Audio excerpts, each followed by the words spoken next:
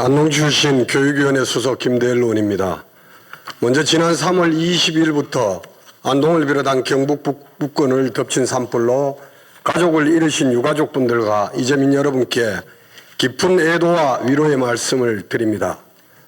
이번 초대형 산불은 지방 소멸의 위기 속에서 힘겹게 버텨온 우리 고향의 삶의 기반마저 앗아가 버렸습니다.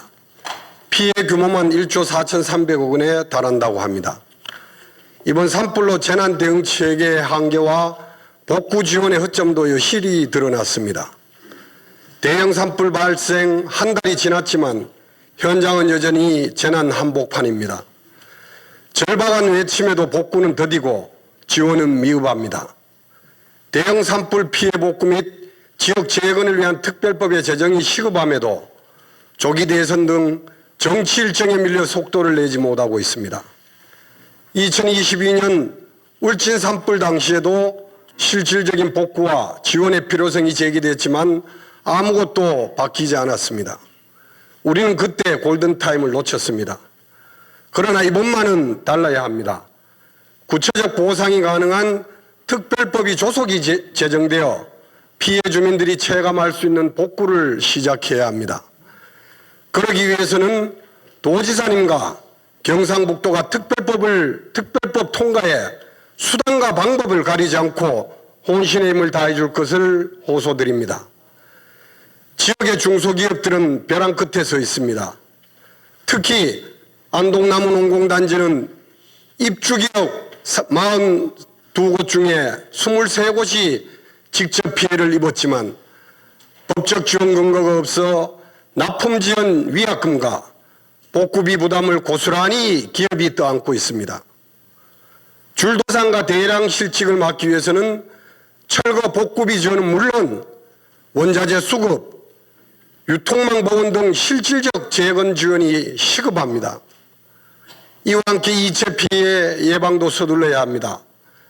정부의 합동조사 결과 경북의 산사태 예방을 위한 응급 복구가 시급한 지역만 201곳이 됩니다. 장마 전에 긴급 조치를 시행해서 추가 피해가 없도록 철저히 대비해야만 합니다. 경북은 전체 면적의 70% 이상이 산림이며 30년간 산불 피해 규모가 가장 큰 지역입니다. 야간 지휘나 항공 장비가 없어서 타들어가는 산천을 보며 날이 밝기만을 기다리는 현실을 언제까지 되풀이해야만 합니까? 2023년 경북이 선제적으로 119 산불 특수대응단을 신설한 것처럼 이번 산불 진화 과정에서 확인된 재난 대응 체계의 문제점을 개편하고 혁신적인 예산을 투입해줘야 합니다.